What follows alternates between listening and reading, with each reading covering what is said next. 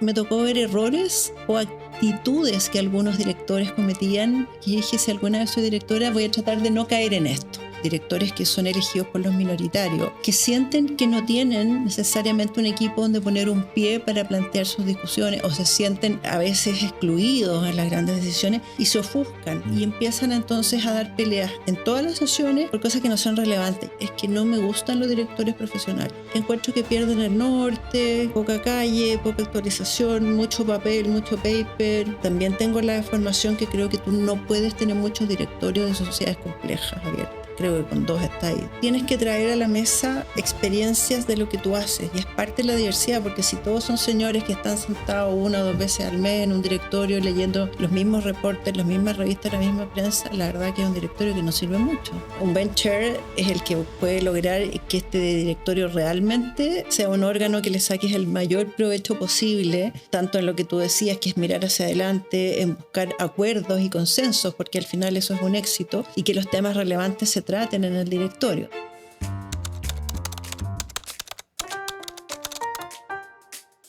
Mucho gusto de tenerte, Marcela.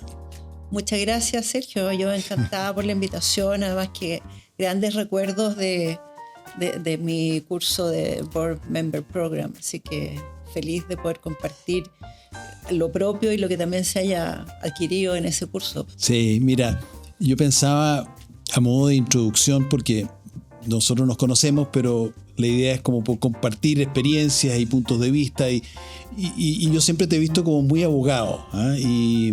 Y eso a mí me inspira mucho respeto, y en ese contexto uno empieza como a entender formas de aproximarse de las personas.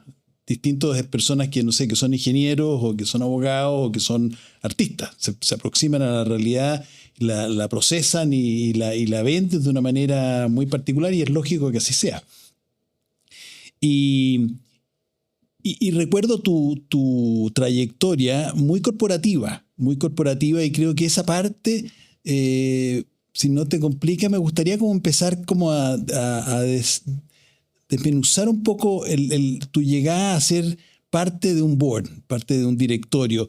Y creo que la posición en la que siento que tuviste mucho tiempo, te tocó como convivir desde una perspectiva muy propia y cercana al mismo tiempo de este conjunto de pares que se reúne. Sí, no, claro, yo como formación profesional, y el título principal que tengo es ser abogado. Tú dices que eso te merece mucho respeto. Espero que sea respeto y no susto, que No, tiende a pasar. Pero la verdad es que yo siempre ejercí el derecho desde el punto de vista más comercial, más ejecutivo, muy poco ligado a lo tradicional, digamos, que eran los litigios, los juicios. Ahora estoy dedicada y desarrollando mucho esa parte como árbitro, pero la verdad que mi trabajo siempre fue ese, entender los números, entender los negocios, porque en el corporativo tú puedes quedarte en lo meramente corporativo, que son los estatutos, que es el gobierno, pero a mí lo que más me tocó hacer fue M&A, que fue compras de compañía y expansiones dentro de Latinoamérica fundamentalmente, algunos joint ventures en Europa también.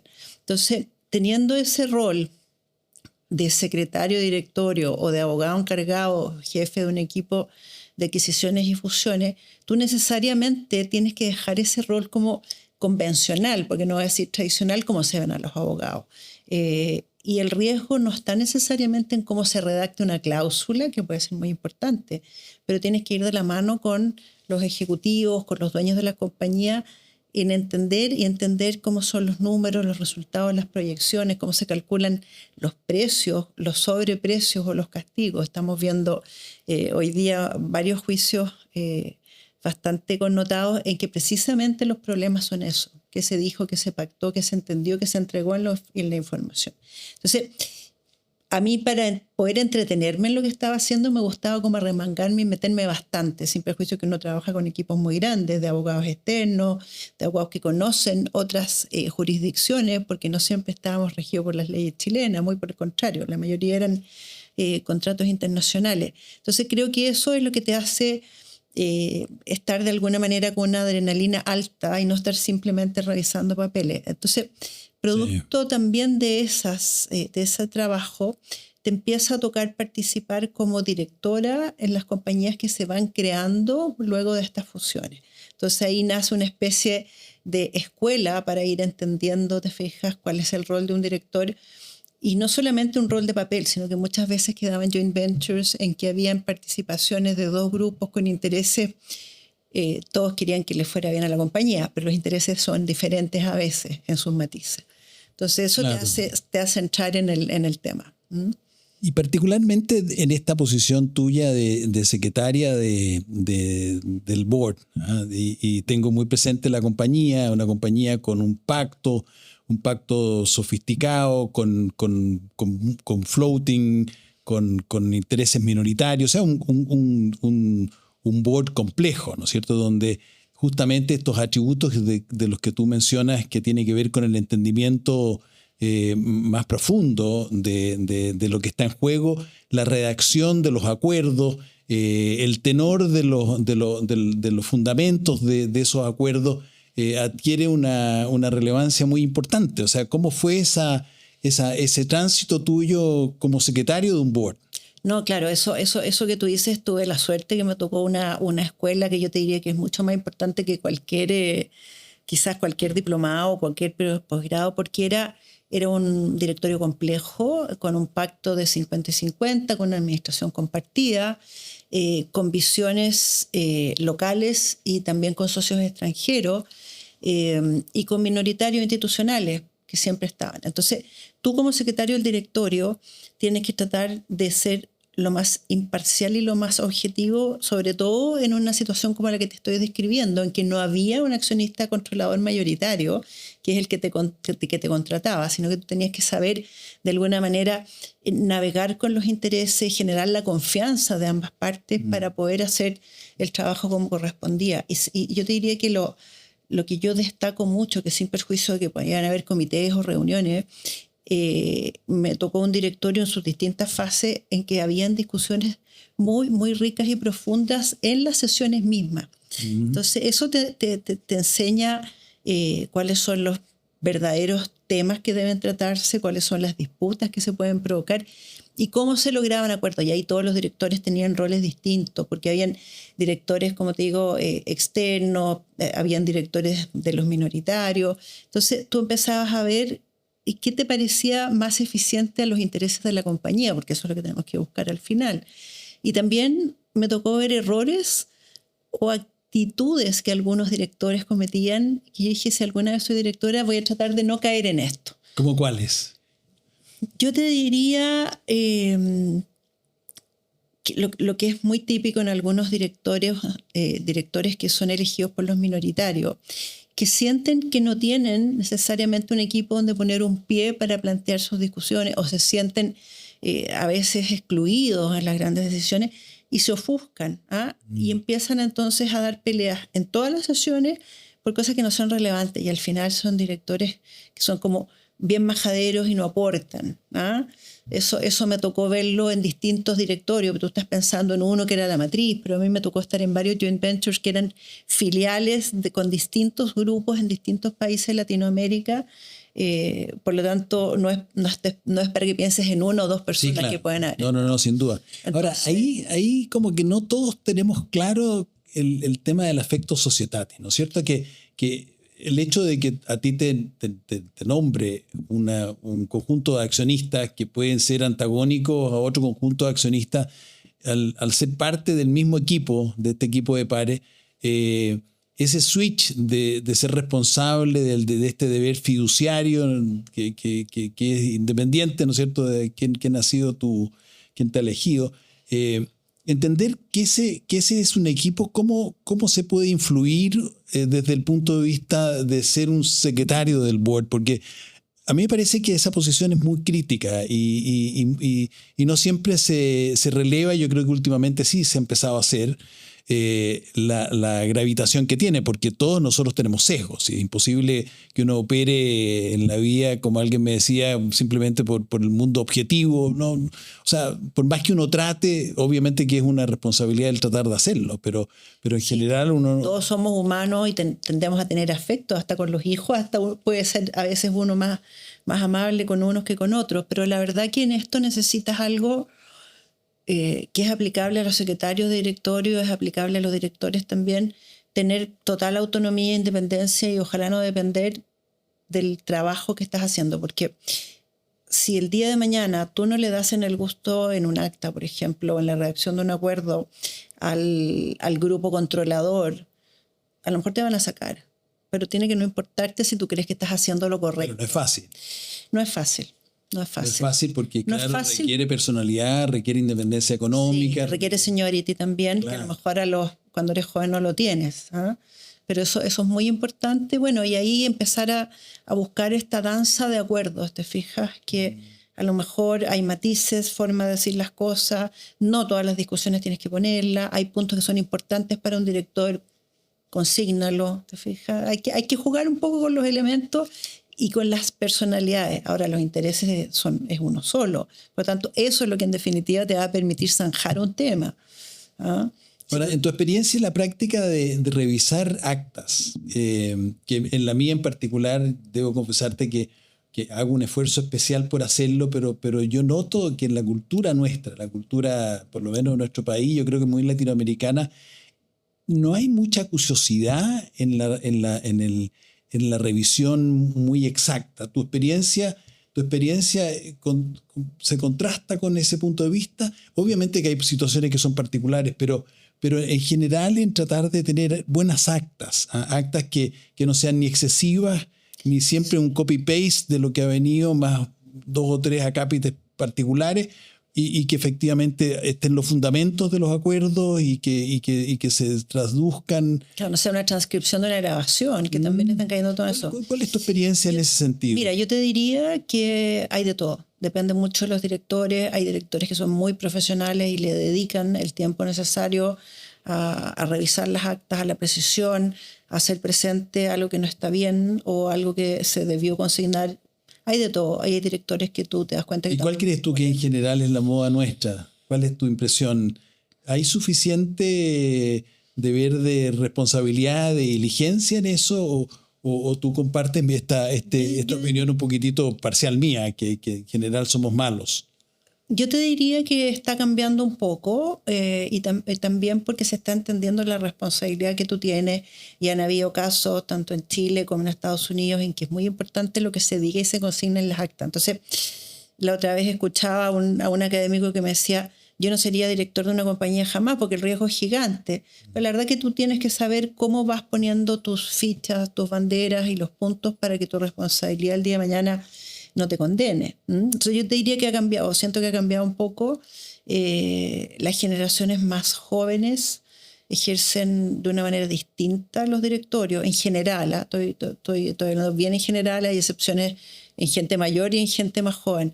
Son cuidadosos. Son más cuidadosos. Son cuidadosos, pero sí veo que hay muchos que confían, oye, no, a ver, que el gerente le ordene esta cuestión, que se preocupe, que el secretario sea bueno, y no siempre se dan el tiempo. Sí, yo te diría que hay de todo.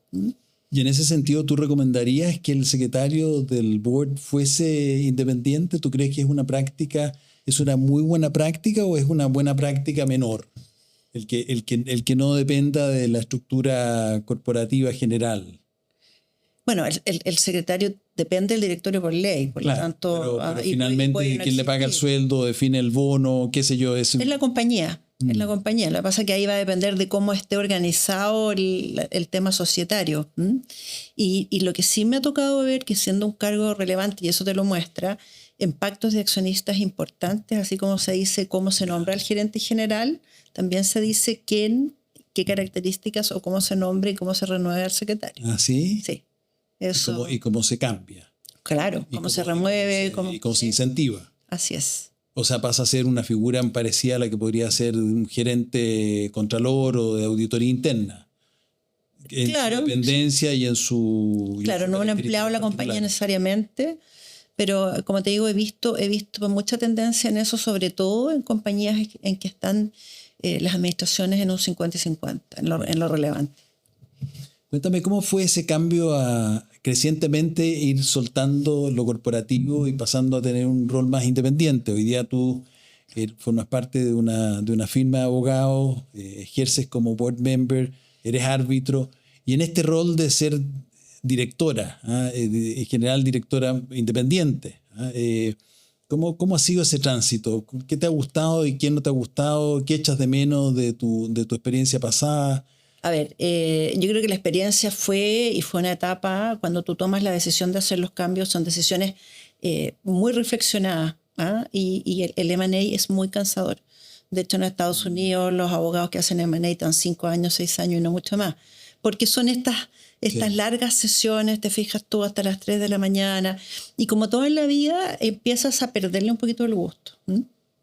Y siempre pensé yo independizarme, tanto para ejercer el rol de abogado en otro estudio y ver otras proyecciones. Y me gustaba mucho el tema de los directorios porque creo que lo entendía y sentía que podía aportar mucho. Entonces, ¿qué es lo que más te atraía de ese mundo? Es que me gustan los números. ¿Sí? Entonces, a mí me gustan los números, me gustan los negocios, son mundos bien distintos. En el mundo más legal, lo que te comentaba antes de empezar de los arbitrajes, tú juegas un poco con una verdad que es formal, lo que las partes te traen. En el tema más de empresas, más comerciales, tú tienes que tener un pie muy aterrizado en lo que es la verdad, en lo que es el mundo, en lo que es la calle. Eso me parece que es muy bonito. Es muy interesante y muy desafiante. O sea, tu anhelo era más bien de encontrarte con la parte de los negocios. Sí. No es que yo quiera ser empresaria y dedicarme a los negocios, pues es una cosa distinta, pero es lo que más me gusta al final. Es lo que más me y esto de formar parte de un equipo de pares, ¿qué te ha resultado atractivo, difícil, yo te diría estimulante? que en general he tenido la suerte de estar en directorios con gente muy capaz, con gente muy preparada, con mucha experiencia, y también te diría con gente bastante seria en la forma de ejercer el trabajo. Pero tú te puedes encontrar de repente con directorios que haya un accionista mayoritario que los nombra a todos y la forma de hacer el trabajo quizás no sea todo lo profesional. Yo he tenido súper buena suerte. Siempre aprendo de alguien porque tú puedes aprender de las experiencias que te da la edad o que te da la trayectoria, de la experiencia de algunos directores que han trabajado en otros países, y también las industrias en las cuales tú estás son diferentes. Entonces siempre vas aprendiendo. Puede haber uno que sea especialista, qué sé yo, en construcción, otro en temas financieros. Siempre vas a aprender de alguien. Es muy raro que no. Y yo te diría que lo que ha sido súper gratificante es ver el cambio cultural que hay en las personas que ejercen los cambios de directorio en la medida que te vas acercando a las responsabilidades, a las nuevas tendencias y a edades más jóvenes. O sea, van viendo la forma de lo que es la empresa y cómo se debe a la sociedad y cómo tiene que relacionarse de manera bien distinta. Y eso es muy interesante. ¿Y tu experiencia de cómo ir conformando este equipo de pares? ¿Cómo ir encontrando este afecto societatis con personas que en general uno no conoce? O tal vez de referencia puede ser, pero finalmente esto de comprender un equipo y de interrelacionarse desde las confianzas recíprocas y de tiempos que tienen que ver con conocimiento, ¿no es cierto? Con cariños recíprocos al final del día. Claro, al final en Chile el tema es bastante fácil de solucionar porque somos directores de sociedades anónimas abiertas que transan en la bolsa, y la finalidad de la sociedad anónima es una entidad con fines de lucro, no hay otra. Y el fin de lucro es que los accionistas ganen dinero. Entonces, al final, ese objetivo no lo puedes perder de vista. Para llegar a esa finalidad hay un camino que te vas a encontrar con muchas dificultades, con muchas decisiones complejas que tomar. Por ejemplo, quiero hacer este negocio, quiero asociarme con este grupo que sí, son muy capaces en este negocio, pero su trayectoria a lo mejor no nos gusta. Esas decisiones son complejas, pero tienes que pensar siempre en los accionistas, en todos los accionistas. Pero eso es difícil también, ¿no es cierto? Porque en general hay conflictos de intereses, las personas no tienen las mismas posiciones relativas. Indudablemente que es un esfuerzo, ¿no es cierto? No no es intuitivo, uno tiene necesariamente que comprender el conjunto para efectos de ir discerniendo el camino. Claro, pero en el fondo lo primero, y creo que es una palabra que tú la usaste, tú tienes que ganarte la confianza de tus pares primero. Y cada uno se va a ir ganando las confianzas porque muchos se conocen y llevan años en las mismas mesas, pero siempre entra alguien nuevo. Entonces, esa confianza tú te la vas ganando en un trabajo serio, dedicado, en que haces aportes en la medida que puedas, porque no siempre vas a poder hacer todos los aportes, no tienes por qué conocer, te voy a inventar, el negocio de la pesca, el negocio de los alimentos, el negocio forestal, te fijas, son todos distintos. Tener un banco es muy diferente y tú no siempre vienes con la trayectoria de conocer sobradamente esos negocios. Entonces, hay que aprender y hay que estudiar bastante, escuchar a los que saben. Y yo te diría que también trabajar con la administración, porque el directorio no es el supervisor de la administración, es el que administra apoyado en la gerencia, ¿te fijas? Entonces, esa es la forma en que tú vas de alguna manera fluyendo en los negocios, en los planes, en los presupuestos, en las visiones. O el camino es infinito. Y en esa experiencia, ¿te recuerdas alguna de ellas en que ha sido complejo el tener esta posición más independiente que te ha tocado jugar? Sí, no, me ha tocado. ¿Cómo lo lograste vivir y sortear finalmente? Sí, mira, yo he estado siempre, no siempre, pero también he estado en directorios designados por los mayoritarios o controladores, pero en general he estado por los fondos de pensiones, que los fondos de pensiones tienen la interpretación más correcta respecto de que el director no es un mandatario. Te elegimos y tú te debes a todos los accionistas, de hecho no vuelves a hablar con ellos nunca más, salvo que tú quieras pedirle un informe, un número o algo así, jamás te piden cuenta de nada.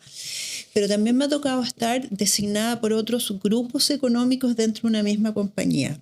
Y eso es más difícil porque te van creando de alguna manera algunas murallas porque no quieren que en un rol mal entendido tuyo tú transmitas información que es sensible, que es privilegiada, que es privada, a quien te eligió. ¿Te fijas? Entonces eso tú tienes que tratar de ir navegando con ellos, decir, oye, esta información es que no te la podemos entregar, crean protocolos, hasta las autoridades de libre competencia a veces se meten un poco a ver eso. Entonces yo te diría que eso es un tema complejo. O sea, más bien de los conflictos de interés. Claro, porque en los conflictos de interés se tiende a pensar que tú vas a transmitir información y algunos accionistas minoritarios, te insisto, no los fondos de pensiones, no las AFP, tienden a creer que tú vas a estar ahí no solamente para cautelar el interés social, sino que el interés de esa inversión que ellos tienen, que son cosas distintas. Claro. ¿Te fijas? Entonces también tienes que jugar con los accionistas, no solo con el directorio en ese tema. Y demostrar que tú eres independiente y que estás por el interés de la compañía. No es fácil. ¿Y te ha tocado no es fácil vez porque tener muchas voto veces de minoría en eso, no? Sí, no, sí me ha tocado. Pero uno trata de que eso no ocurra. Uno trata de que eso no ocurra porque yo te diría que uno puede abstenerse, siempre lo tienes que fundamentar, pero un voto de minoría es algo muy duro y yo lo siento como un fracaso. Me puede haber tocado alguna vez por algo así, como muy, muy puntual, pero trato de que ello no ocurra o que si la decisión te va a llevar a un voto de minoría, tratar de moverla de tal forma que en sus límites te permita aprobarla. De alguna manera es un fracaso, ¿no es cierto? De no poder conciliar puntos de vista distintos y sin duda es una revelación. Ahora, uno tiene que estar con la posibilidad de que ocurra y estar disponible para manifestarse en ese sentido. Absolutamente. Y parte de ese rol complicado de ser parte de un board justamente es ese, ¿no es cierto? El tener que a veces poner un acento o un punto de vista que resulta complejo para la corriente mayoritaria, ¿no es cierto? Y uno dice, en realidad yo no puedo dejar de puntualizar o de hacer presente mi opinión o mi parecer respecto de una decisión que se está tomando o que se está dejando de tomar, porque pueden ser las dos cosas. Sí. Que es mucho más difícil a veces una y otra. Por ejemplo, tú ves que puede haber una línea de negocio en teoría que se ve poco rentable, que está muy apalancada por otras y que, en fin, está distrayendo recursos, energía de un holding, o en fin. Y tú dices, oye, ¿hasta cuándo vamos a subsidiar esta línea? Pero tú no puedes proponer derechamente eliminarlo, pero se dejan las cosas a veces de estar ahí. Eso también es difícil. Y en tu condición de mujer, que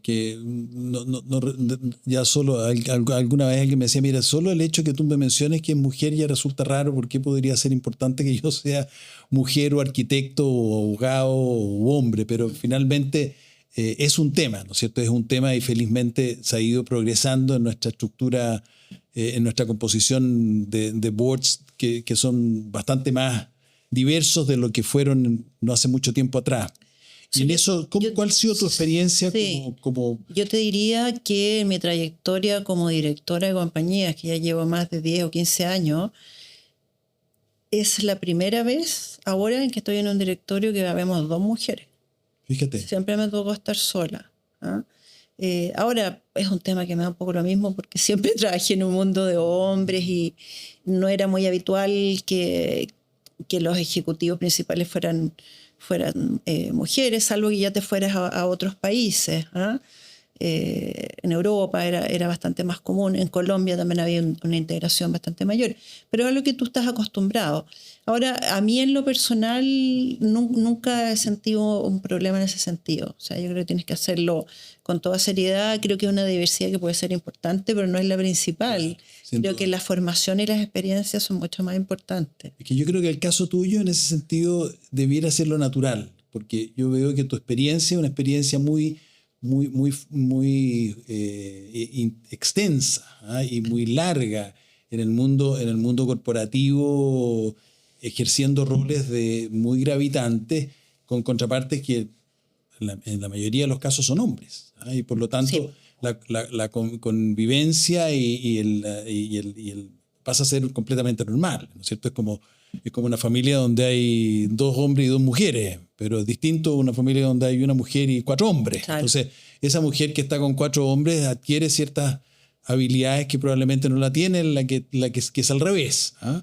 Y que probablemente son muy importantes al llegar al momento de constituir un equipo de pares, ¿ah? Porque finalmente ese equipo de pares, yo estoy seguro, porque te conozco en tu trayectoria, que o sea, es indiferente que sea hombre o que sea mujer o que tenga uno u otra profesión. ¿Mm? Sí, no, yo creo que es indiferente, sí. Que es lo que he visto que uno puede tender a ser más detallista, menos generalista o muy preocupada de tratar de buscar acuerdos o de que las mesas sean amables, sin que necesariamente tengas que ser el personaje simpático de la mesa. Yo te diría que eso ayuda un poco. Y tu condición de abogado, sin duda que es un filtro especial, ¿o no? Sí, pero yo te diría que siempre en los directorios hay abogados. Es muy raro que yo llegue a un directorio, de partida del secretario del directorio siempre no me ha tocado nunca un directorio en que yo sea la única mujer y la única abogada. No me ha tocado jamás. ¿Ah? Siempre hay abogados, presidentes de la compañía. Entonces yo te diría que la mezcla de abogados, de negocios, que entienden las empresas y las compañías, eso es al final lo que te hace jugar muy bien. ¿Mm? Y lo otro que claro, yo sigo ejerciendo como abogado. ¿Mm? Yo no soy directora, o sea, si me preguntan, no soy directora de empresa, yo soy abogado. Que tengo directorio, que tengo los arbitrajes de la Cámara de Comercio. Entonces, sigo como bien ligada al mundo de las empresas y al mundo real. Sí. En diversos roles. Sí, yo te diría que algo que yo no lo veo bien y que no le caiga mal a quienes estén en esas situaciones es que no me gustan los directores profesionales. ¿No te gustan los directores profesionales? No. Alguien que se dedique solo a eso. Sí, encuentro que pierden el norte, poca calle, poca actualización, mucho papel, mucho paper, mucho Mira, leer. Interesante el punto de vista. Mucho leer la revista extranjera, los artículos, que está bien. Y a lo mejor también tengo la formación que creo que tú no puedes tener muchos directorios de sociedades complejas abiertas. Creo que con 2 está ahí sobrado. De acuerdo, o sea, el punto tuyo es más bien como empezar a alejarse de la contingencia, del mundo real. Y creo que pierdes también independencia, porque cuando ese es tu trabajo o es tu principales ingresos o remuneraciones, no lo veo tan idóneo, fíjate. Ya, muy válido, ¿eh? Muy válido. Además que creo que tú tienes que traer a la mesa experiencias de lo que tú haces, y es parte de la diversidad, porque si todos son señores que están sentados 1 o 2 veces al mes en un directorio leyendo los mismos reportes, las mismas revistas, la misma prensa, la verdad que es un directorio que no sirve mucho.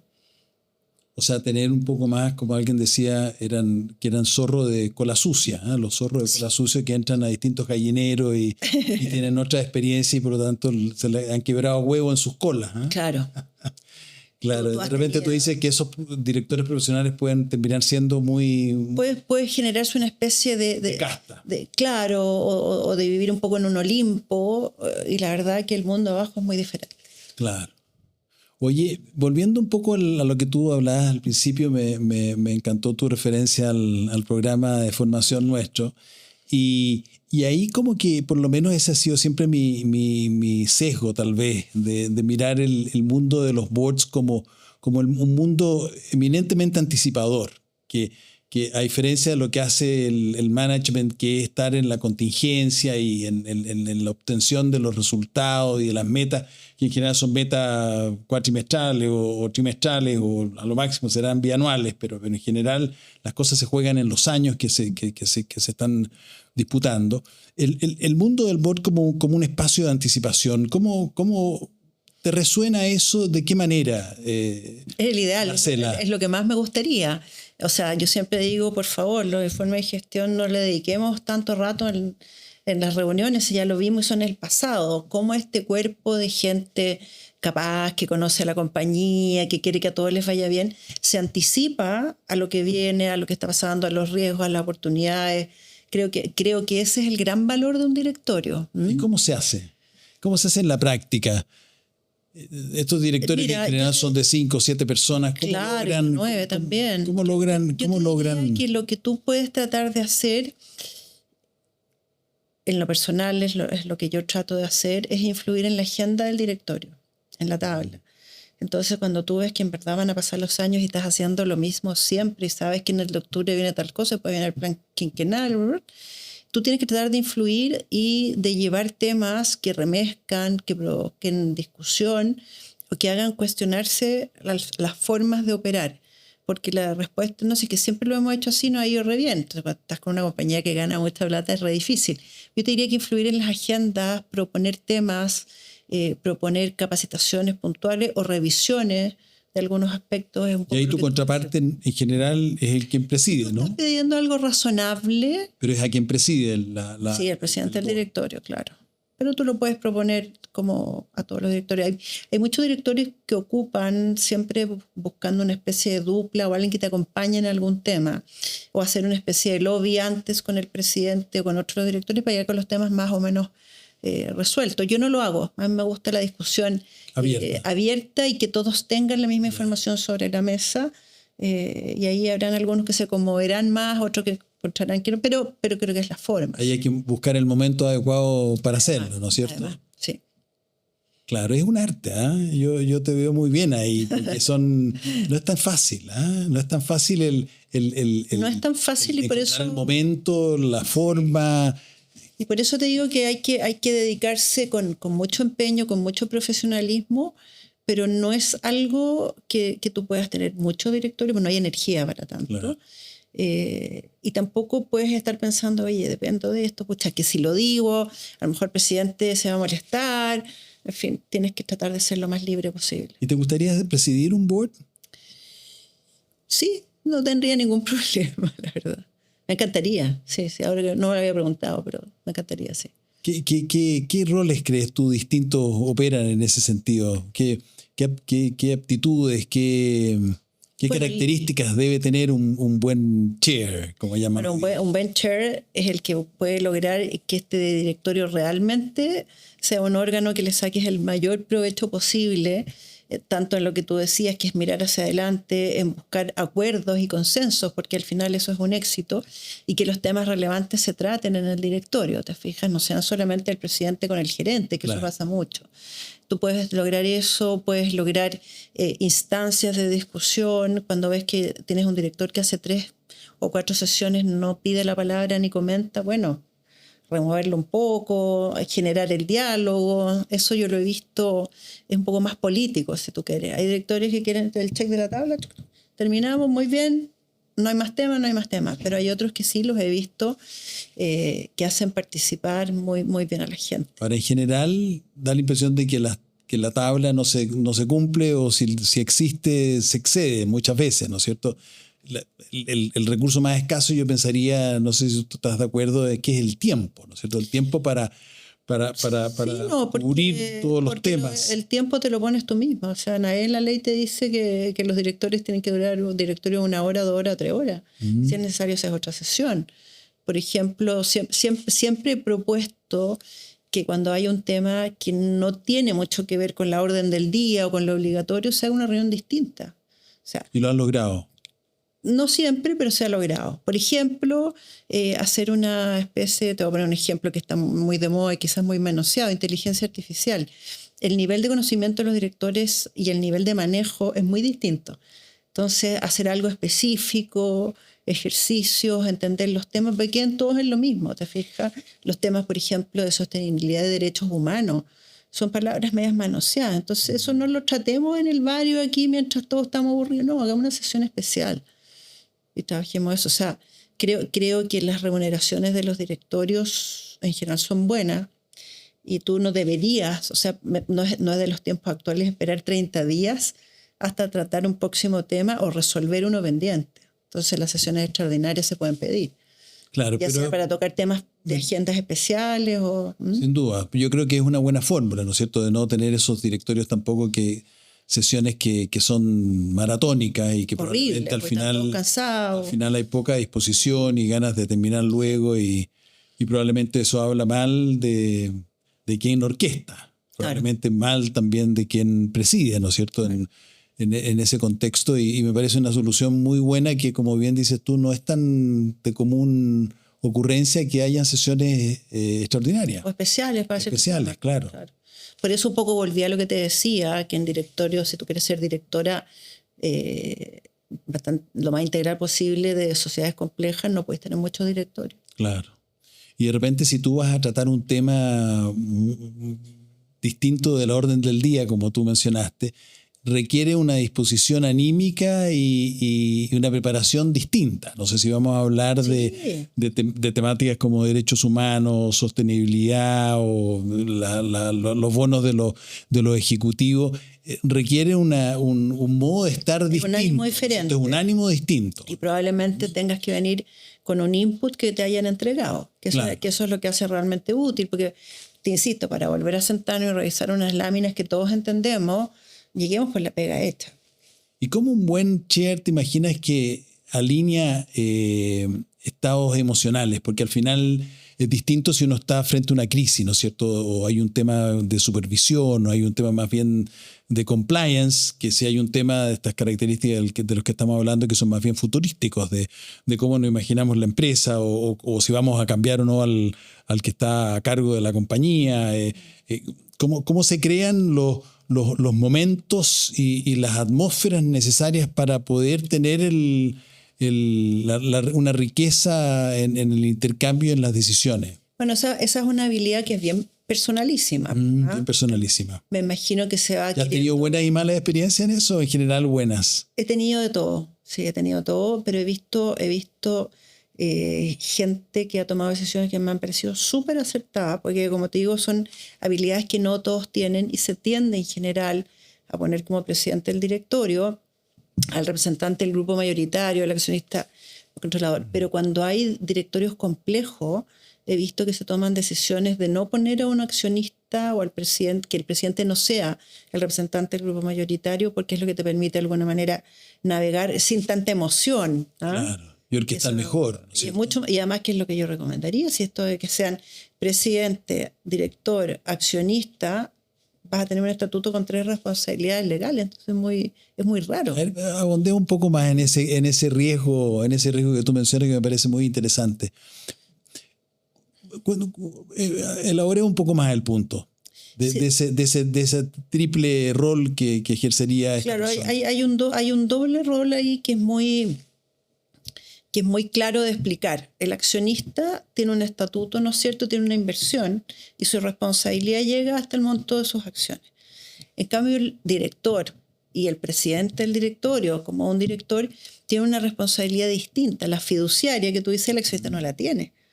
¿Te fijas? El accionista tiene que regirse por los estatutos y transar razonablemente, pero el tema de administrar la compañía y el estándar de responsabilidad es completamente diferente. Hoy día tú tienes responsabilidades incluso hasta penales para los directores. Entonces, imagínate si alguien junta todos estos estatutos y además es miembro de un comité de directores que tiene otra responsabilidad aún más elevada.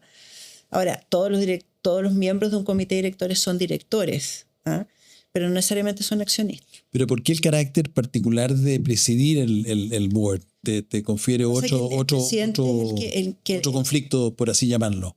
Más que otro conflicto, tiene roles en la ley que son diferentes, porque el presidente es el que determina la tabla y en el caso, salvo que se haya pactado otra cosa, es el que tiene el voto dirimente frente a los desacuerdos. Entonces, en definitiva, tiene una responsabilidad un poco mayor y generalmente es el que propone las tablas, propone los temas. Entonces, hay casos hoy día que son bien conocidos en la prensa sobre algunos administradoras de fondos, no me refiero a previsionales, otro tipo de fondos, en que las defensas de algunos de los directores, y esto salió en la prensa, dicen, oye, pero si nunca en la tabla pusieron este tema, y eso es responsabilidad del presidente.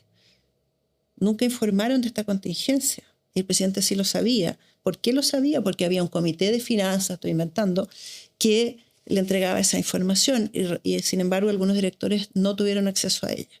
Tienen una responsabilidad mayor, distinta. Ya. Fíjate qué interesante. Interesante. Yo igual que tú creo que ese rol es un rol muy, muy particular. Requiere, como dices tú, características que son muy personales, el hacerlo bien, como muchas habilidades. Presidir, ¿no es cierto? Muchas habilidades. Y probablemente tienes más grados de libertad en su ejercicio si es que no estás comprometido con el controlador. Sería la forma más pura de hacerlo. Con la familia. Claro, es muy raro el caso que te estoy poniendo, pero sería el óptimo. Sí. Ha sido muy entretenido y también me entretuve mucho, sí, como siempre. Sí. Y fíjate que, bueno, yo tengo un gran complejo que es no haber sido abogado. Eso sí que por razones que alguna vez te explicaría o te he explicado. Y me encanta encontrarme con personas como tú que tienen la estructura en su cabeza del marco jurídico, porque siento que tienen un aporte muy valioso, muy distintivo, sobre todo si es que tienen esa aptitud como tú la tienes de querer entender el mundo de los negocios, y que no están parapetados, por llamarlo así, en una mirada, sino que amplían el espacio, pero desde esa metodología que tienen algunos abogados, por lo menos. Sí, no, y lo que te da un poco de libertad, porque uno tiende a ver en muchos directorios, no es lo normal, que el director abogado es el que te dice, no, esto no lo podemos hacer, o esto que no se ponga en la tal. Tú al revés, como, bueno, un poco por mi formación, como siempre traté que los negocios llegaran a buen puerto y las adquisiciones se hicieran, tienes que buscar la forma en que, resguardando los intereses de todos los que están en la mesa, se puedan hacer las cosas. A ver si este capítulo también sirve para animar a muchos abogados corporativos, que yo siento que esa es una experiencia muy rica, sí, y muy alternativa de lo ejecutivo en el mundo de los corporativos, porque les toca vivir una realidad muy diversa y tratar temas muy, muy de negocio, para que asuman este camino de ser, voy a evitar el título de board members profesionales para no tenerlo como que es una profesión exclusiva, pero esta posición dentro del quehacer de la sociedad. Así que, Marcela, muchas gracias por estar con nosotros. Encantada, igual gracias por la instancia. Te quiero invitar cordialmente a que conozcas nuestro programa BMP Asincrónico, en el que tú podrás conocer y aprender aquellos aspectos que son esenciales en la formación de un buen board member. El QR está en pantalla y lo puedes escanear con tu teléfono y el link está aquí en la descripción nuestra.